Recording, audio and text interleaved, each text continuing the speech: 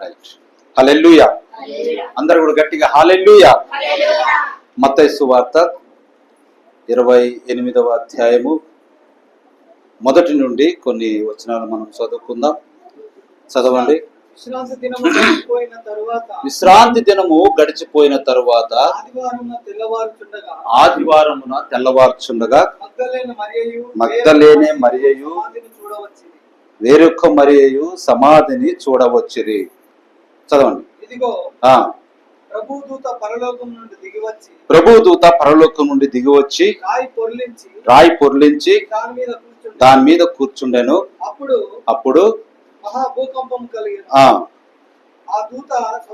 ఆ దూత స్వరూపము మెరుపు వలె ఉండెను. అతని వస్త్రము హిమమంత తెల్లగా ఉండెను. అతనికి భయపడుట వలన కావలి వారు వణికి చచ్చిన వారి వలె ఉండేది.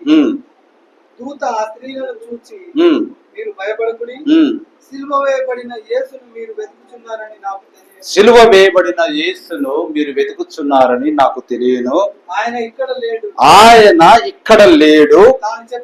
తాను చెప్పినట్టే ఆయన లేచి ఉన్నాడు.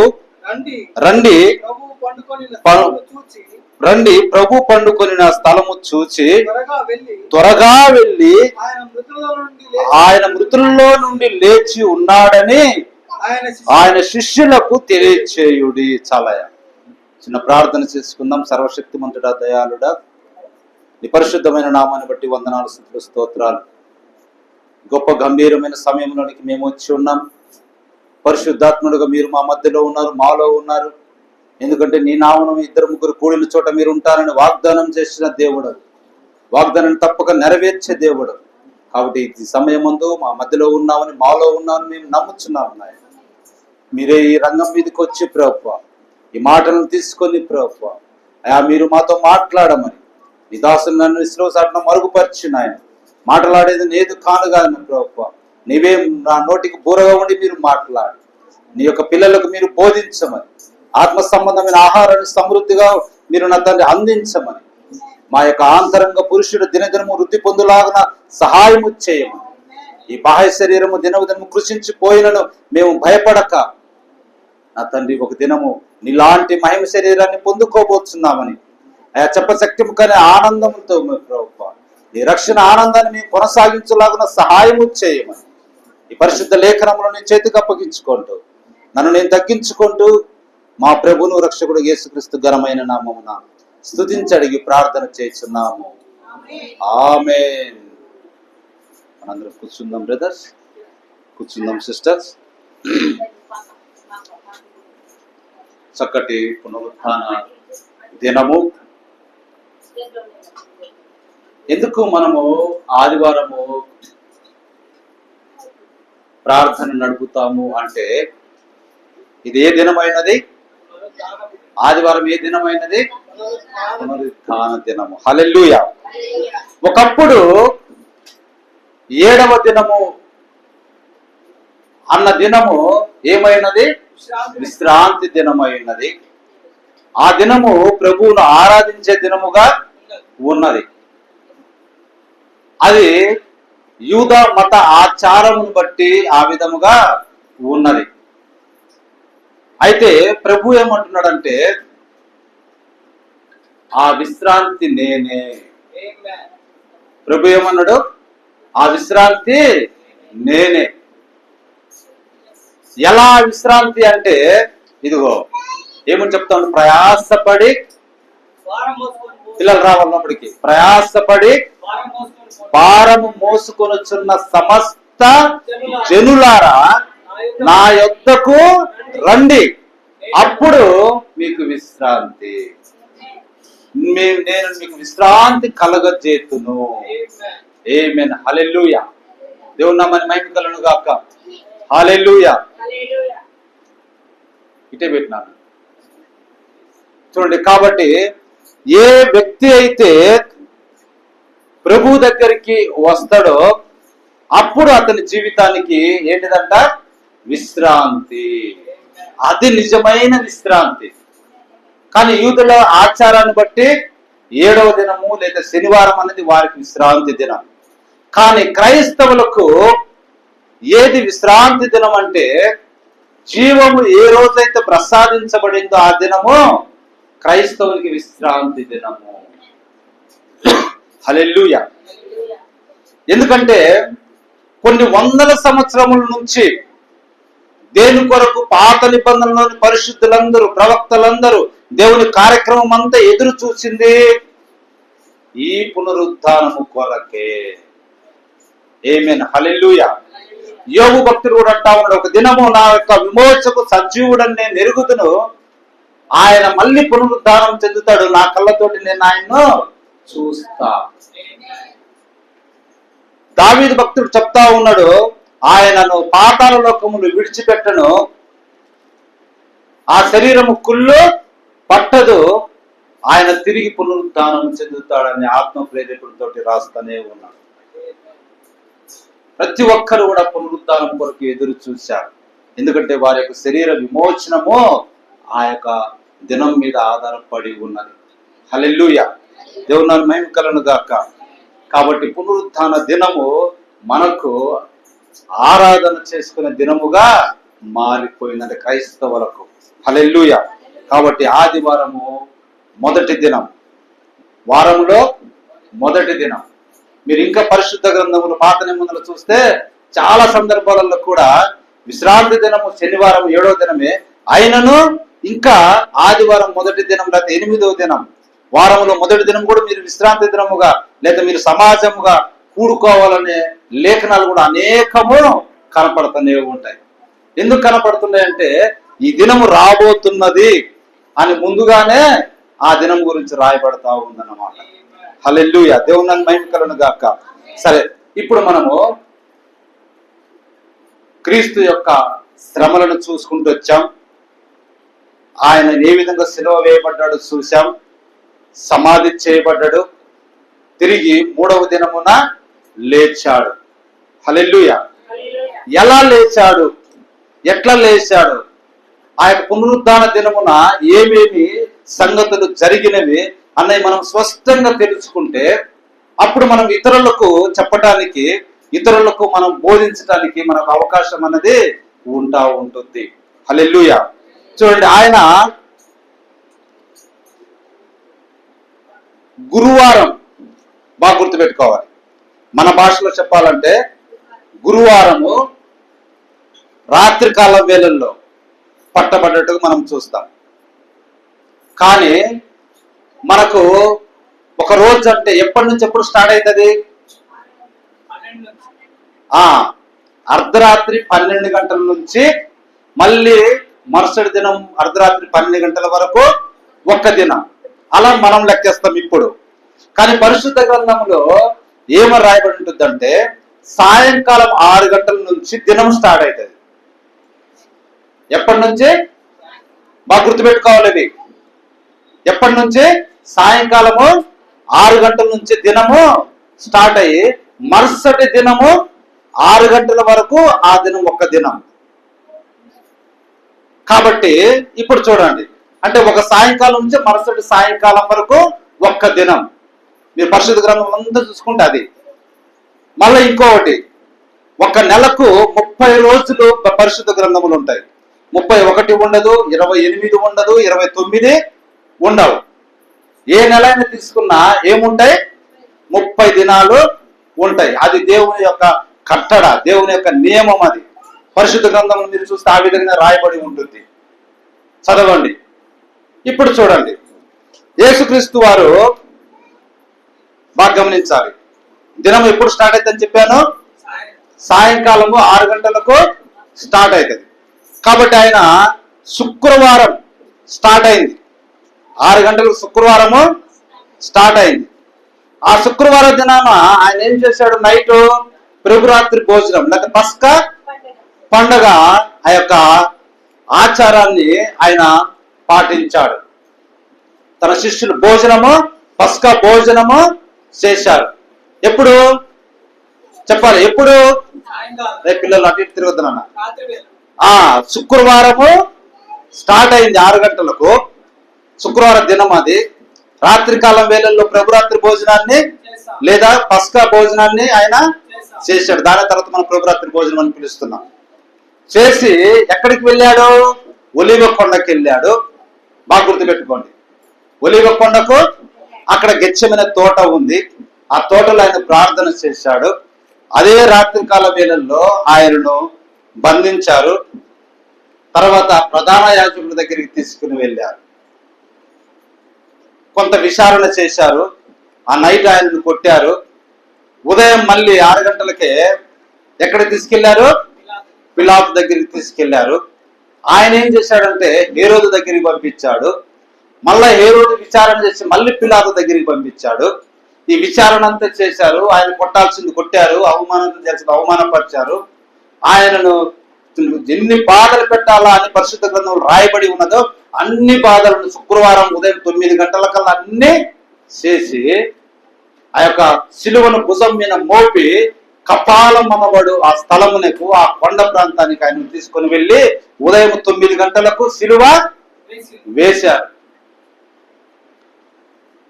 శుక్రవారం అది నైట్, శుక్రవారం సాయంత్రం 6 గంటలకు స్టార్ట్ అయింది. ఆ శుక్రవారం మళ్ళీ ఎప్పటి వరకు ఉంటుంది? మళ్ళీ సాయంత్రం 6 గంటల వరకు శుక్రవారం.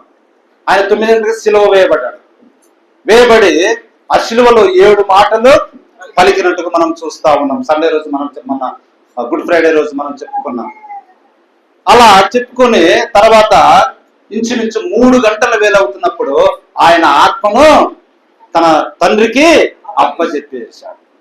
అంటే చనిపోయాడు. శుక్రవారం 3 గంటలకు. అది అలాగా సాయంకాలము 6 గంటలకు లేదా 5 గంటల వరకు పొద్దుకెంత వరకు ఆ యొక్క చనిపోయిన యేసుక్రీస్తు అలాగనే సిలువలో వ్రేలాడుతా ఉన్నాడు. అప్పుడు యోసేపు అనే ఒక భక్తుడు, ఎవరు, తన కొరకు ఒక సమాధిని తొలిపించుకొని ఉన్నాడు. కొండలలో ఒక గుహను తొలిపించుకున్నాడు. ఆ యోసేపు అనే వ్యక్తి ధనికుడు. ఏంటంట? ధనికుడు, డబ్బున్నవాడు. డబ్బున్నవాడి మాట ఎక్కడైనా కానీ చెల్లుబాటు అవుతుంది. గుర్తుపెట్టుకోండి. డబ్బున్నాడంటే కొంచెం హోదా ఉన్నవాడు. హోదా ఉన్నటువంటి సమాజంలో అతని మాట కొంత గౌరవం అన్నది దొరుకుతుంది. కాబట్టి ధైర్యం చేసి పొంతు పిలాతు దగ్గరికి వెళ్ళి, అయా యేసు దేహమును నాకు ఇమ్ము, సిలువ వేయబడిన వాడు సాయంకాలం వరకు సిలువలో వేయడానికి వీలు లేదు. పైగా అతను యూదుడు కాబట్టి మేము అతన్ని సమాధి చేయాలి అంటే ఆయన ఏం చేశాడు?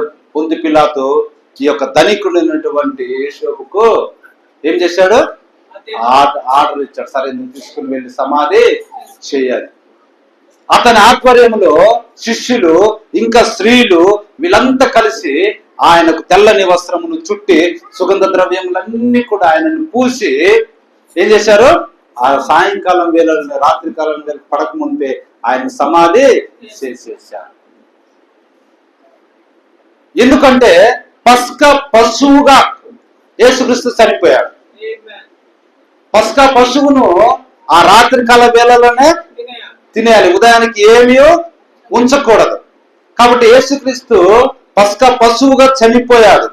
సాయంకాల వేళలో చంపబడి దాని ముక్కలు ముక్కలన్నీ చేసుకొని లేకపోతే ఆ యొక్క చంపిన దాన్ని వండుకొని తినాలి. అది పస్కా పశువు యొక్క విధి. కాబట్టి ఆయన సాయంకాల వేళలో చనిపోయి సాయంత్రం 6 గంటల వరకు సిలువలో ఉన్నాడు ఇంచుమించుగా. అప్పుడు ఆయన సమాధిలోనికి వెళ్ళినట్టు ఆయన మొత్తము తినివేశాము పస్కా పశువు, గొర్రె పిల్ల అన్నట్టుగా అర్థం, దాని భావం, దాని సాదృశ్యం అది. కాబట్టి ఆయన సమాధిలోనికి వెళ్ళాడు. శుక్రవారం అయిపోయింది. 6 గంటలు కాగానే ఏం స్టార్ట్ అయింది? శనివారం 6 గంటలు కాగానే శనివారము స్టార్ట్ అయింది. ఆ నైట్ మరుసటి సాయంకాలం 6 గంటల వరకు శనివారం.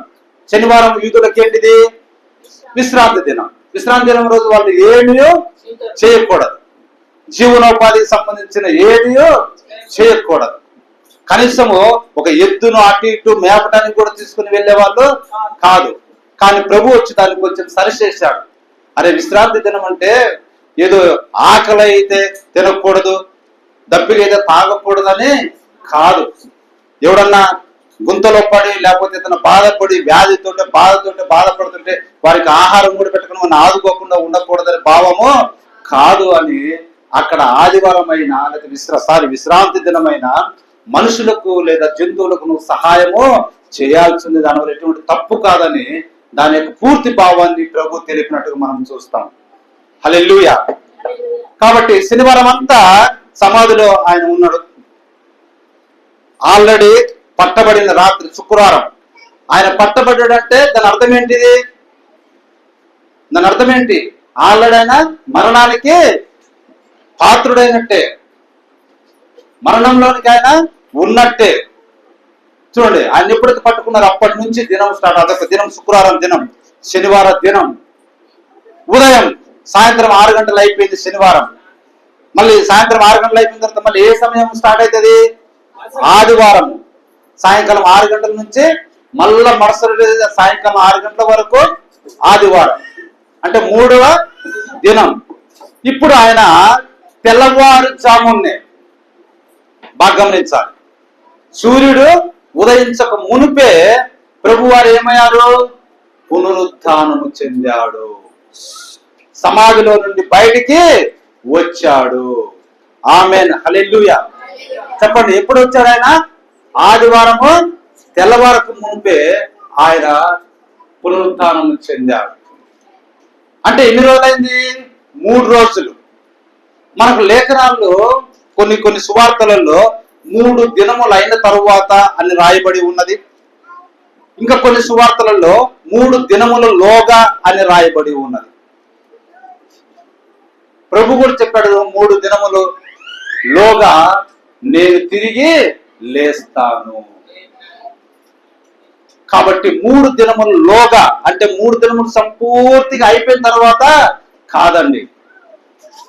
ఆ మాట కూడా రాయబడింది, 3 దినములు అయిన తర్వాత రాయబడి ఉన్నది. మరియు మళ్ళీ 3 దినములు లోగానే రాయబడి ఉన్నది. అది శుక్రవారం, శనివారము మరియు ఆదివారం, 3 దినములలోగా. ఈ 3 దినములలో ఆయన పట్టబడి, హింసింపబడి, మరణించి, సమాధి చేయబడి, ఇవన్నీ కూడా యోనాకు సాదృశ్యముగా ఉన్నట్టుగా, తిమింగల గర్భం నెట్టునుడు అట్లా అని అర్థం అన్నమాట. హల్లెలూయా. యోనాను మహిమ కలుగును గాక. అలా ఉండి తెల్లవారుజామున ఏమయ్యాడు? ఆయన తిరిగి లేచాడు. బాగా గుర్తుపెట్టుకోండి, యేసుక్రీస్తు వారు దేవుడని మాట పక్కన పెట్టు, ఒక శరీరాన్ని ధరించుకొని వచ్చాడు. అంటే నీలాంటి నాలాంటి ఒక మానవుడు. అయితే ఆయన ఏ విధంగా బ్రతికాడు? పరిశుద్ధంగా బ్రతికాడు, పరిశుద్ధతగా బ్రతికాడు, ఎలాంటి పాపం లేకుండా బ్రతికాడు. బాగా గమనించాలి. రెండవది, ఆయన కూడా నీలాగా నాలాగా పరిశుద్ధాత్మతోటి నింపబడ్డాడు. ఏ వ్యక్తి అయినా తిరిగి లేయాలి అంటే దేవుని ఆత్మ అతనిలో ఉండాలి. బాగా గమనించాలి. ఏ వ్యక్తి అయినా తిరిగి లేవాలంటే అతనిలో పరిశుద్ధాత్మ ఉండాలి, అదే దేవుని ఆత్మ ఉండాలి. యేసుక్రీస్తు మానవుడిగా తీసుకుంటే ఆయనకు పరిశుద్ధాత్మ ఉన్నది, పైగా పాపం లేకుండా జీవించాడు. మరణము ఎప్పుడు పట్టుకుంటుంది? పాపం చేసిన వాడిని మాత్రమే బంధిస్తుంది. పాపం చేయని వాడిని అది బంధించి ఉంచడానికి వీలు లేదు. అయితే యేసుక్రీస్తు వారు చనిపోవడానికి అసలు ఆస్కారము లేదు. అయితే ఎలా చనిపోయాడు? నా పాపములు లేక లోక పాపములు ఆయన మీద మోపబడ్డాయి. ఆయన పాపము చేయలేదు, కానీ మన పాపముల భారము ఆయన మీద మోపబడదు. తద్వారా ఆయన ఏం చేయవలసి వచ్చింది? మరణించవలసి వచ్చింది. బాగా గుర్తుపెట్టుకోవాలి. అలా మరణించినప్పుడు ఆయన ముందే చెప్పాడు. ఏమని చెప్పాడు? 3 దినములలాగా నేను లేతును. మనుష్య కుమారుడు పాపుల చేతికి అప్పగించబడును, ఆయనను వారు అనేకమైన హింసలు పెట్టి ఆయన సంపుదురు, అయితే 3వ దినమున నేను లేస్తాను. హల్లెలూయా. దేవుని మహిమ కలుగును గాక. ఆ మాట ఏంటిది? దేవుని నోటి నుండి వచ్చిన మాట. ఆ మాటకి ఇక తిరుగు లేదా, తప్పకుండా ఫలించి తీరాలి. రెండవది, పాపము లేనివాడు. పాపం లేనివాడి మీద మరణానికి అధికారము లేదు. మరణానికి అధికారము లేదు కాబట్టి తప్పకుండా ఆయన తిరిగి లేయాలి. రెండవది, మళ్ళీ మూడవది, ఆయనలో ఎవరున్నారు?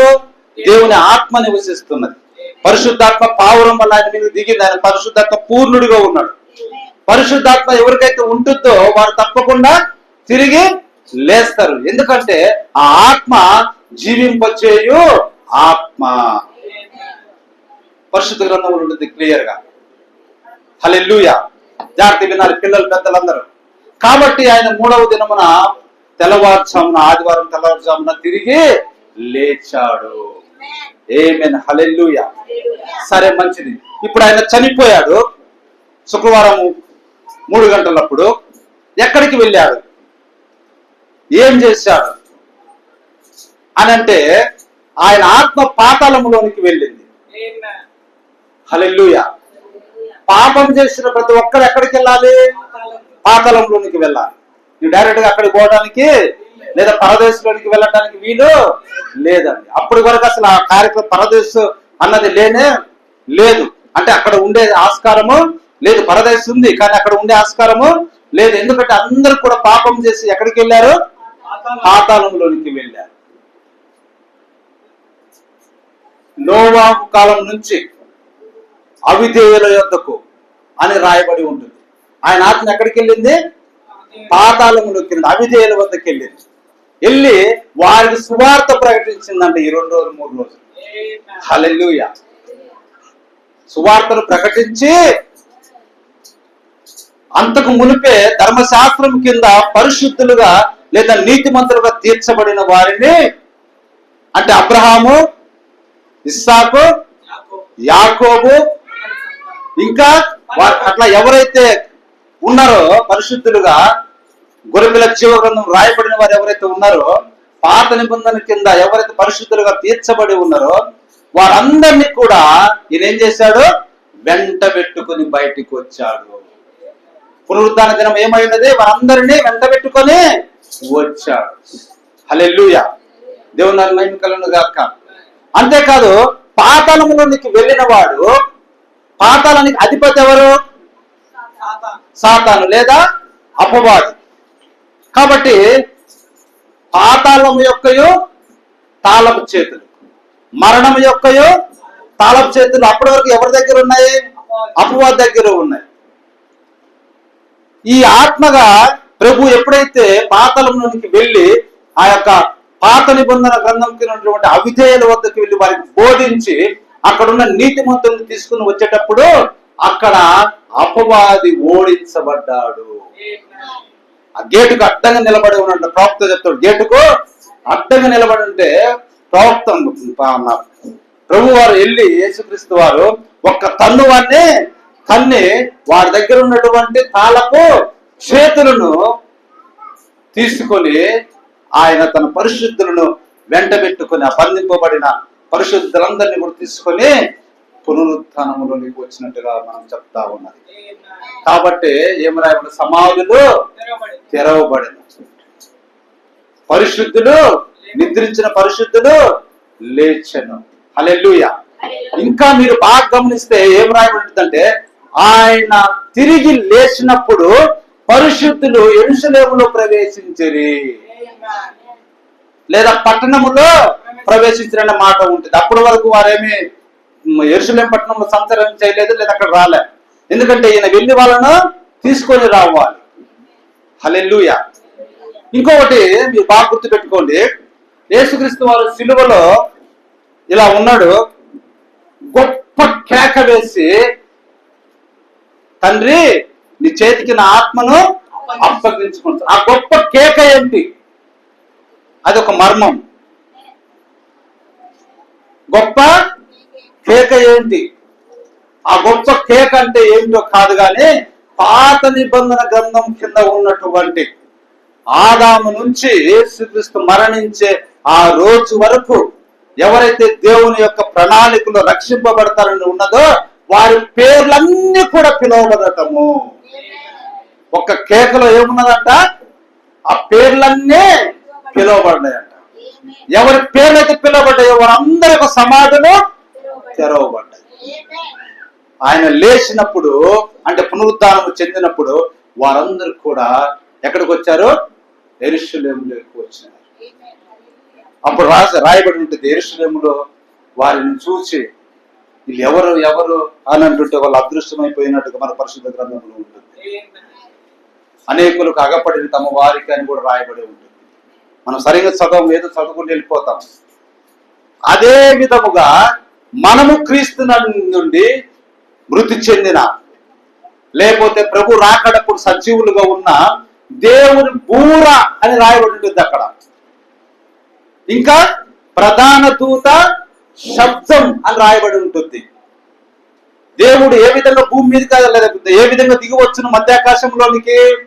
ఆర్భాటముతోను, ప్రధాన దూత శబ్దముతోను, దేవుని కూరతోనని రాయబడి ఉంటుంది. ఈ మూడు అయిన తర్వాత ప్రభువు మధ్యాకాశంలోనికి వస్తాడు. హల్లెలూయా. ఆ ప్రధాన దూత శబ్దం అంటే ఆయన యేసుక్రీస్తు. దేవుని పూర అంటే ఆడ కూడా మళ్ళీ కొత్త నిబంధన పరిశుద్ధులు లేపడానికి మళ్ళీ ఆయన ఏం చేయాలి? ఆ గొప్ప కేక వేయాల్సిందే. అదే దేవుని పూర, ప్రధాన దూత శబ్దం. కొత్త నిబంధన కింద ఉన్నటువంటి పరిశుద్ధులందరూ వారి పేర్లు పిలువబడతా ఉంటాయంట ఆ శబ్దములో, ఆ బూరలో. ఎవరి పేరు వినపడిందో ఏమొస్తారు? సమాధులలో ఒకళ్ళు అప్పుడు చనిపోయి లేపబడతారు, లేకపోతే సజీవులుగా అప్పటికి ఎవరైనా ఉంటే వారి శరీరం మార్పు చెందుద్ది.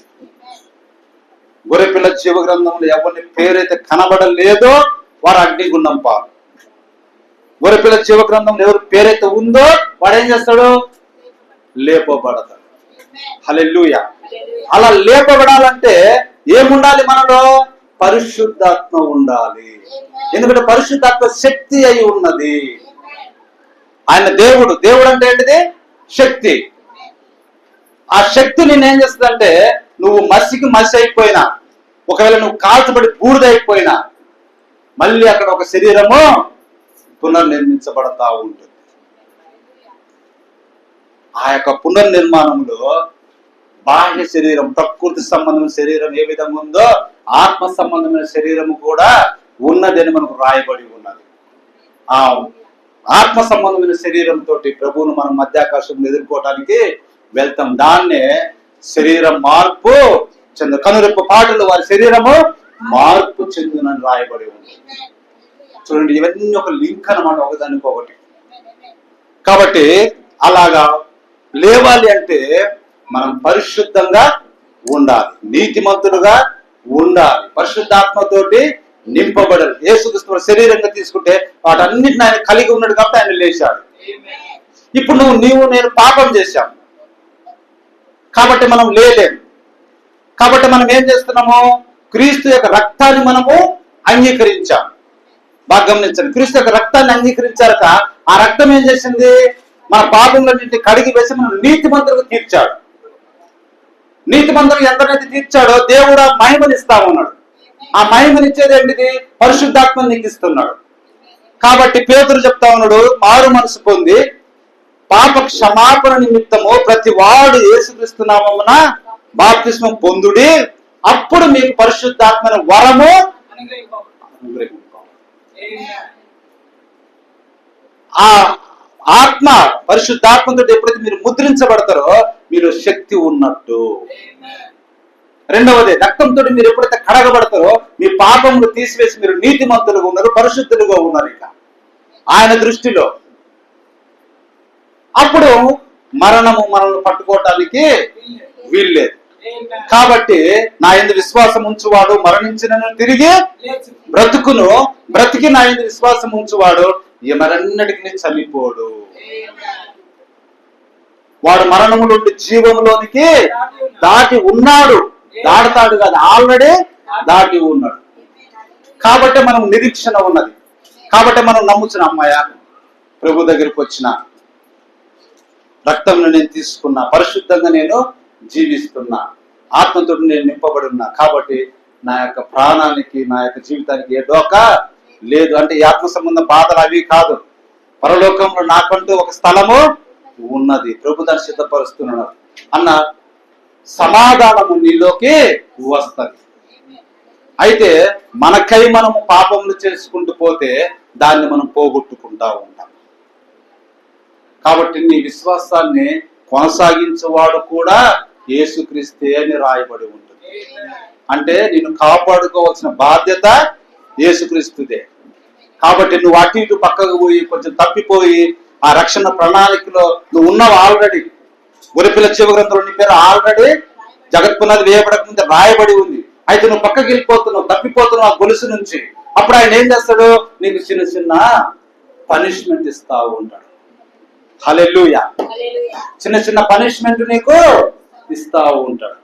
ఎందుకంటే ఆ పనిష్మెంట్ ద్వారా మళ్ళీ నువ్వు తెలుసుకుని ఎక్కడికి వస్తావు? సరైన మార్గంలోనికి వస్తావు. కానీ ఆ యొక్క దేవుడిచ్చు ఆ యొక్క పనిష్మెంట్ ను మనం తెలుసుకోలేక పూర్తిగా మనము ఆయన త్రోవ నుండి పక్కకి వెళ్ళిపోతే దాన్ని మనం ఏమీ చేయలేము. కానీ ప్రవక్త చెప్తా ఉంటాడు, తప్పిపోయిన గొర్రె పిల్లని మీరు తీసుకోండి. 100 గొర్రెల నుంచి ఒక గొర్రె తప్పిపోతే దాన్ని ఎదగటానికి ప్రభు 99 వదిలిపెట్టి వెళ్ళాడని చెప్తున్నదా? కానీ నిజంగా తప్పిపోయిన గొర్రె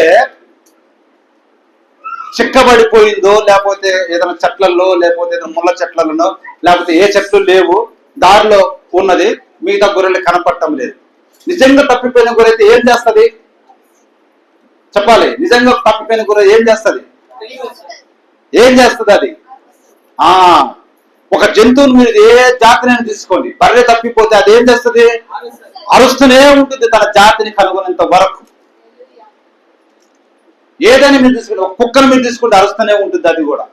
ఒక కోడిని తీసుకోండి, అది కూడా అరుస్తూనే ఉంటుంది దాన్ని కనుగొనేంత వరకు. అట్లా నువ్వు నిజంగా ప్రభువునందు ఒకవేళ తప్పిపోతే, ప్రభువా నేను తప్పిపోయినా మళ్ళీ నా గొర్రెలలో నన్ను కలుపు అని, నన్ను కనుగొను అని అదేం చేస్తుందంటే గొర్రె అరుస్తుంది, ఏడుస్తుంది, బాధపడుతుంది. అప్పుడు ఆ శబ్దానికి కాపరి దేవుడు ఆడుతున్నప్పుడు ఆ యొక్క చెవుని ఎక్కి పలానా చోట ఉంది. మన పిల్లలు కూడా తప్పిపోయినప్పుడు బజార్ నుండి ఎందుకు ఏడుస్తారు? ఆ స్వరాన్ని గుర్తుపట్టుకొని వస్తారని. అది నిజంగా తప్పిపోయిన వాడు చేసే కార్యం.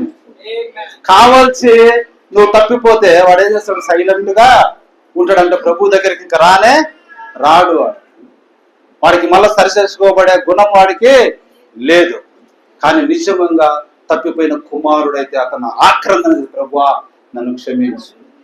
దానికి సాదృశ్యం తప్పిపోయిన కుమారుడు. వాడికి బుద్ధి వచ్చినప్పుడు నా తండ్రి ఇంట సమృద్ధిగా ఆహారం ఉన్నదే, ఈడ మరి నేను ఆకలితోటి ఆలోచిస్తూ ఈ పందుల పోటీ నేను ఎందుకు తినాలి? నేను పందునే కాదు కదా. కాబట్టి నేను తప్పు చేశానని నా తండ్రికి నేను విన్నవించుకుంటా, అందులో తప్పేమున్నది? కాబట్టి నా తండ్రి ఇంటికి నేను లేచి వెళ్తా అని అతను అనుకున్నాడు. అలా అనుకోబట్టే అది మారు మనస్సు. ఆ మారు మనసు రాబట్టే తండ్రి ఇస్తాడు పరిగెత్తుకుంటూ వెళ్ళి కౌగలించుకున్నాడు. ఆయన అడుగుతా ఉండు, తండ్రి నీకును పరలోకానికి నేను వ్యతిరేకముగా పాపము చేసి. ఆక్రందన మనల్ని ఉండాలి. తప్పిన గురి ఆ విధంగా ఏడవాల, మొరపెట్టాల. అప్పుడు దేవుడు మనల్ని కనికరిస్తాడు. హల్లెలూయా. కాబట్టి ఆ ఆత్మ మనలో ఉంటే మనం కూడా తిరిగి లేస్తాం. చూడండి, ఆయన తిరిగి లేచినప్పుడు విశ్రాంతి దినము గడిచిపోగానే మగ్దలేని మరియయు, యాకోబు తల్లి అయిన మరియయు, సలోమేయు వచ్చి ఆయనకు పూయవలనని సుగంధ ద్రవ్యములు కొనిరి. ఆయనకు అది ఒక శనివారం గడిచిపోయిన తర్వాత ఆదివారం ఏం పూయాలనుకున్నారంట? సుగంధ ద్రవ్యములు పూయాలని. ఎవరెవరు?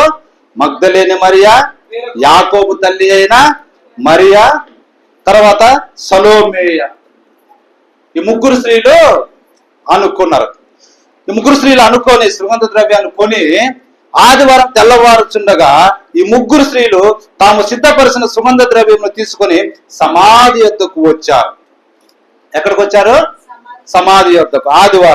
ఆదివారం పెందకడని లేచి సూర్యోదయం అయినప్పుడు సమాధి యొద్దకు వారు వచ్చుచుండగా వారు అనుకుంటా ఉన్నారు, ఈ ముగ్గురు స్త్రీలు సమాధి ద్వారము మన కొరకు ఆ రాయిని ఎవడు పొర్లించును? ఎందుకంటే వీళ్ళెవరు? స్త్రీలు. రాయి పెద్దది, పైగా దానికి ఏం చేయబడింది? ముద్ర వేయబడింది. భటులు కాపలా ఉన్నారు. అంత పెద్ద రాయిని మనం ముగ్గురం కలిసి పక్కకు తొయ్యలేము.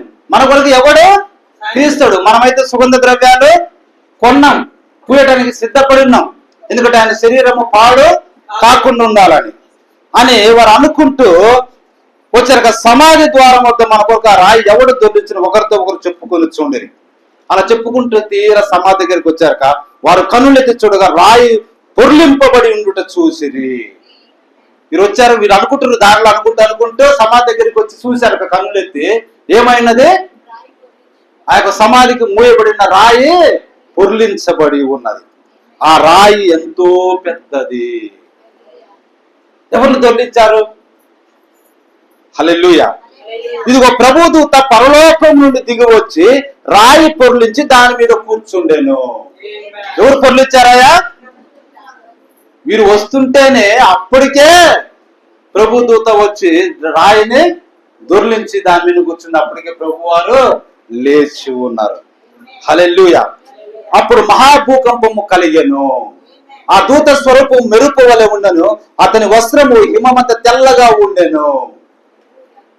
కాబట్టి ఆ దూత స్వరూపానికి ఆ భటులు లేదా కావలి వాళ్ళు భయపడి చచ్చిన వారి వలె భూమికి అతుక్కొని పోయేదాన్ని.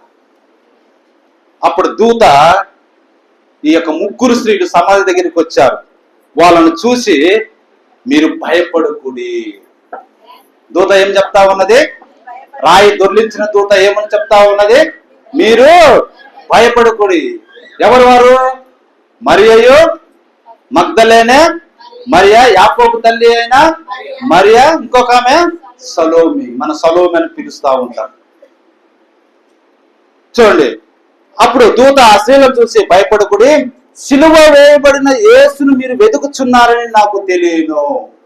ఎవరిని వెతుక్కుంటూ వచ్చారు వీళ్ళు? సిలువ వేయబడిన యేసును. ఆయన ఇక్కడ లేడు, తాను చెప్పినట్టు ఆయన లేచి ఉన్నాడు. రండి, ప్రభు పండుకున్న స్థలము చూడండి. ఆమేన్, హల్లెలూయా.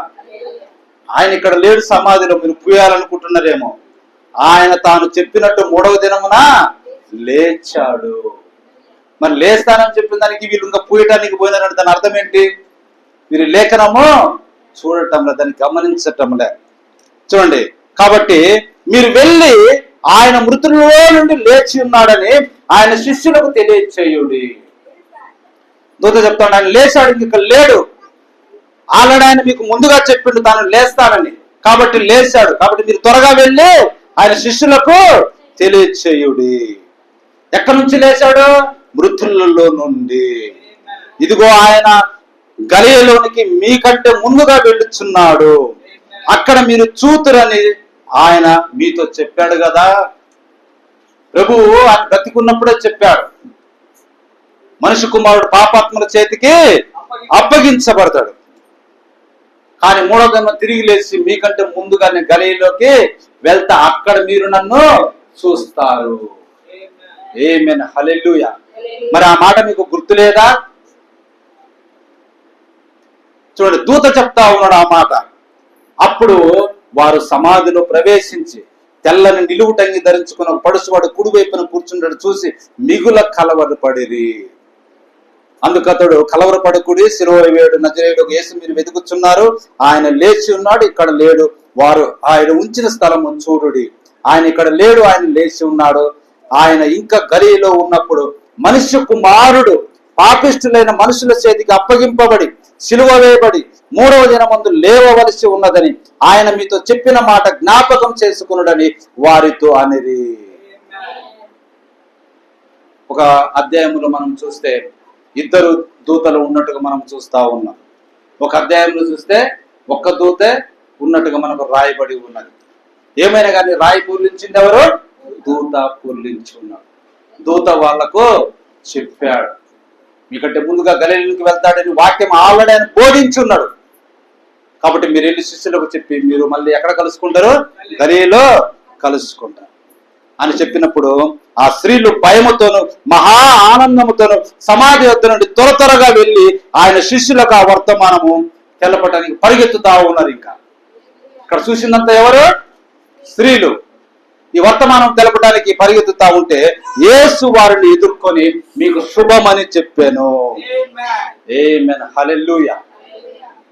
ఏమని చెప్తా ఉందంట అంటే ఇప్పుడు శిష్యులకు దక్కని మహా భాగ్యము ఎవరికి దొరికింది? స్త్రీలకు దొరికింది. ఇంకా మనం ఒక అధ్యాయంలో చూస్తే కేవలం మగ్దలేనే ఆ 7 దెయ్యములు పట్టిన ఆ యొక్క మరియకు ప్రభు కనపడినట్టుగా మనకు ఇంకొక అధ్యాయంలో మనకు కనపడతా ఉంటుంది. ఇక్కడ ఏం కనపడుతుందంటే యేసు వారిని ఎదుర్కొని మీకు శుభమని చెప్పాను. అప్పుడు ఆ స్త్రీలు ఆయన వద్దకు వచ్చి ఆయన పాదములు పట్టుకుని ఆయనకు మ్రొక్కగా, యేసు భయపడకుడి, మీరు వెళ్ళి నా సహోదరులు గలిలయకు వెళ్ళవలననియు ఆ వారక్కడ నన్ను చూతురనియు వారికి తెలుపుడనెను. ఆమేన్, హల్లెలూయా. కాబట్టి గలిలయలో చూస్తారు, మీరు వెళ్ళి నా శిష్యులకు చెప్పండి. ఇది ఆదివారమున ఆయన లేచినప్పుడు జరిగినటువంటి సంఘటనగా మనకు కనపడతా ఉంది. హల్లెలూయా. దేవుని నన్ను మహిమ కలుగును గాక. ఎందుకంటే యేసు పునరుత్థానము జీవమును నేనే. ఆయన ఏమని చెప్పాడు బ్రతుకున్నప్పుడు? పునరుత్థానమును జీవమును నేనే. ఇంకా నేను చనిపోతే మళ్ళీ లేకుండా ఉంటున్నా? హల్లెలూయా. దేవుని నన్ను మహిమ కలుగును గాక.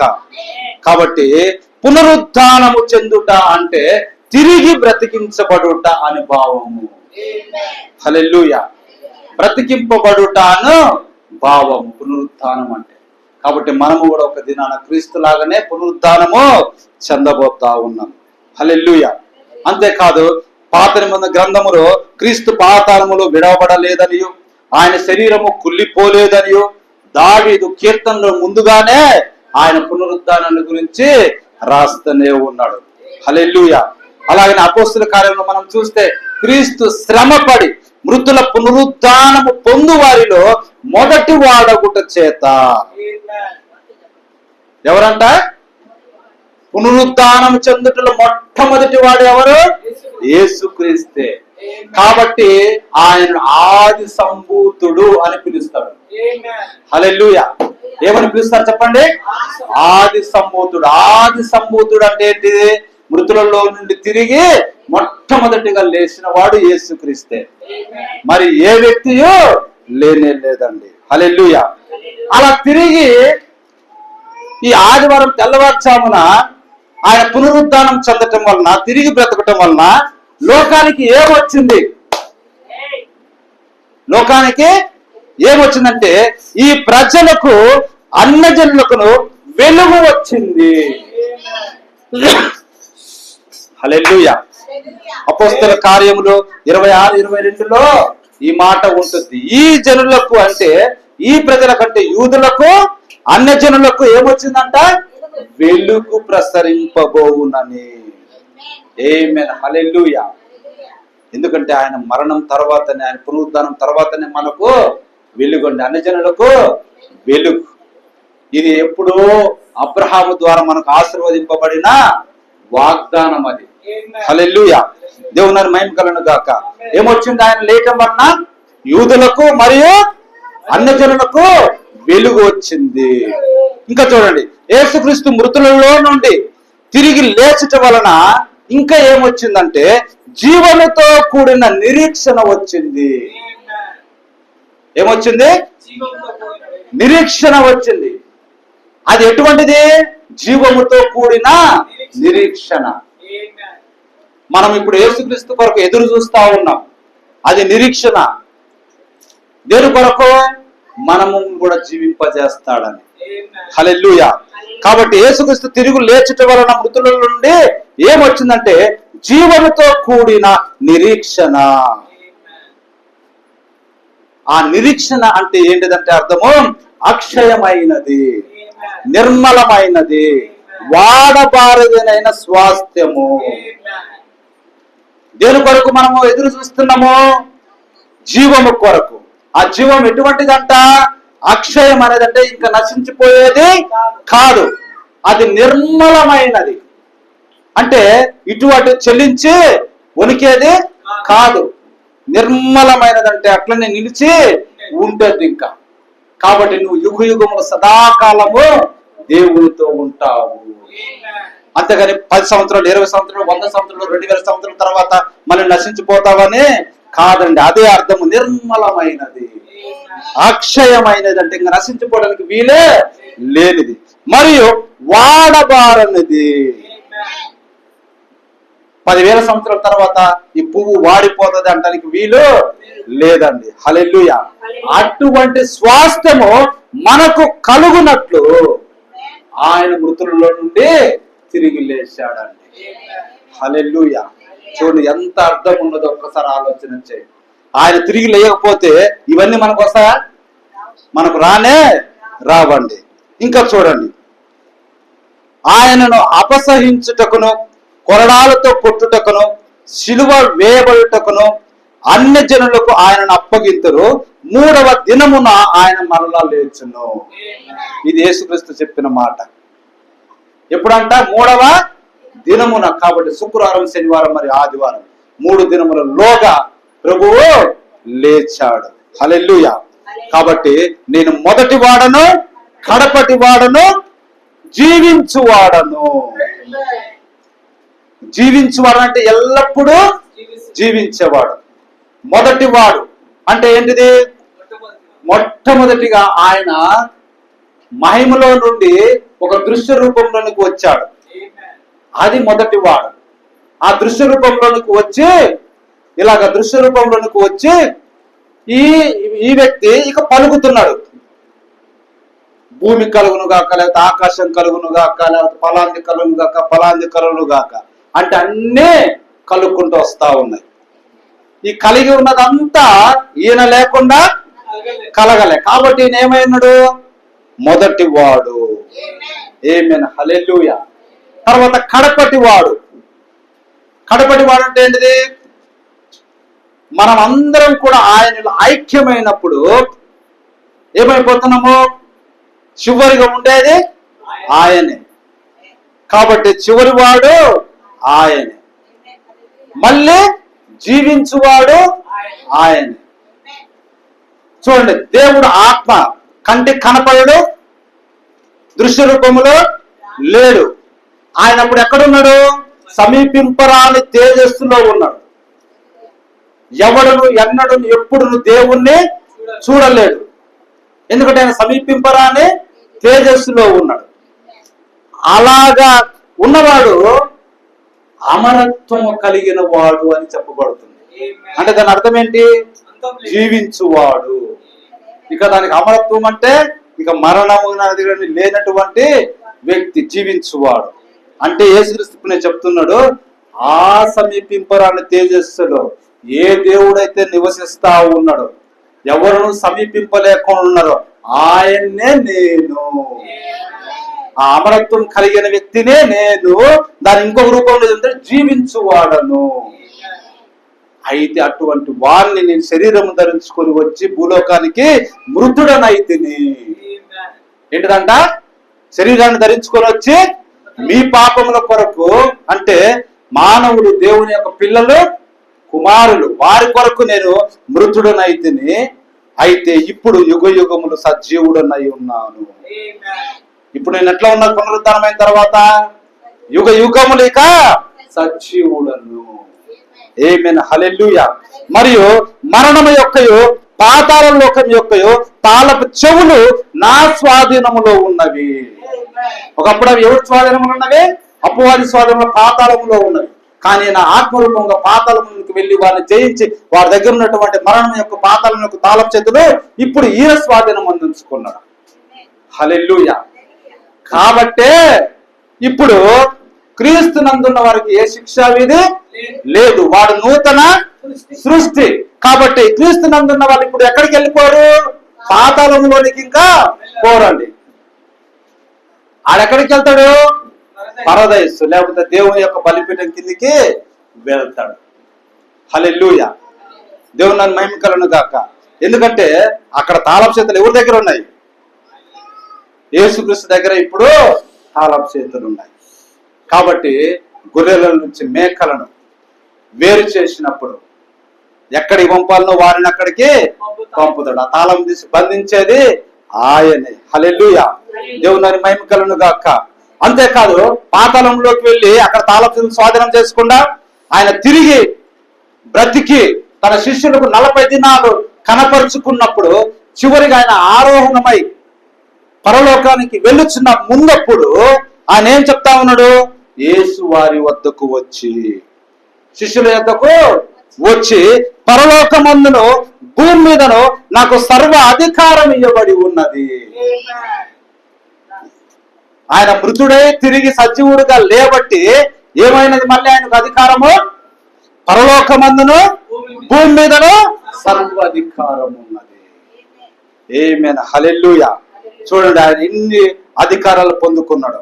అంతేకాదు, మృతులకును సజీవులకును ప్రభువై ఉండుటకు ఇందు నిమిత్తమే కదా క్రీస్తు చనిపోయి మరలా బ్రతికేను. ఎందుకు ఆయన మళ్ళా బ్రతికిండు?